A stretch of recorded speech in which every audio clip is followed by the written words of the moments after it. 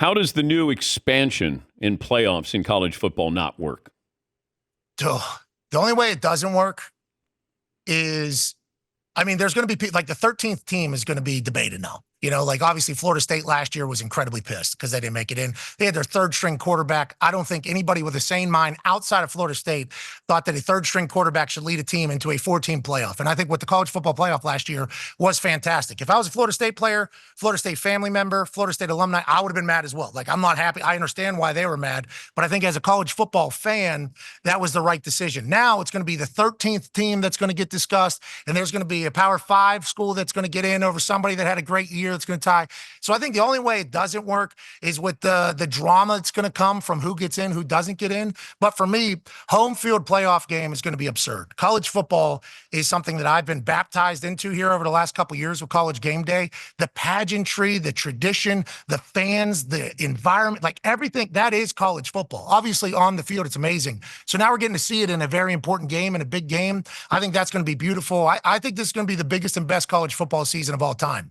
And I know there's a lot of college football people, old heads, that aren't necessarily happy about that because the world is changing quickly in front of our eyes. And we don't want to lose Saturday football and turn it into Sunday football. But this year, I think it's going to be beautiful. I think it's going to be a stone into the new direction that college football is going, and it's going to be great. That's how I feel personally.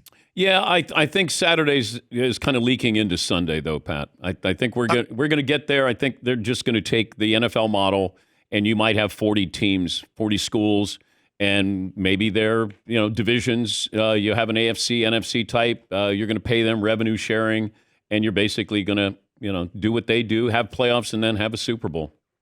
It's interesting, Dan, because in theory, that would make sense too. And I think we've kind of batted around the ball a little bit on how it would work and how it wouldn't work. Chip Kelly came on our show whenever he was still the head coach at UCLA, and he kind of laid it out. He was like, the NFL has this right. And I pitched this a few different times. You obviously just have divisions and conferences. You could separate it by this. We all go under one roof. And then all of a sudden we have more leverage with TV. We have more of this, yada, yada, yada, yada. But it's like, how do they institute that? Like the NFL works because obviously it's been around a long time, 100 plus years. But like Roger Goodell is the person. And now obviously he's working for ownership, but at least there's one person that is kind of at blame or at fault or to credit for things that are happening. And he gets paid very well to do that. For college, to get all the deans, the presidents, the athletic directors, the coaches, all to get on the same page, which is why we are in a transition era that I don't know how long it's going to last. Because in theory, we all have answers, but how do they get instituted? I have no idea. Like, you're going to need some very important people, smart people, some people that can sway people, business people, and also sports people. Greg Sankey, I would just say, Greg, here you go. He could be even better than Goodell. And then I would just kind of put it in his lap. You want to have, with Tony Petitti with the Big Ten. Okay. But it feels like there's a top-heavy college football talent base.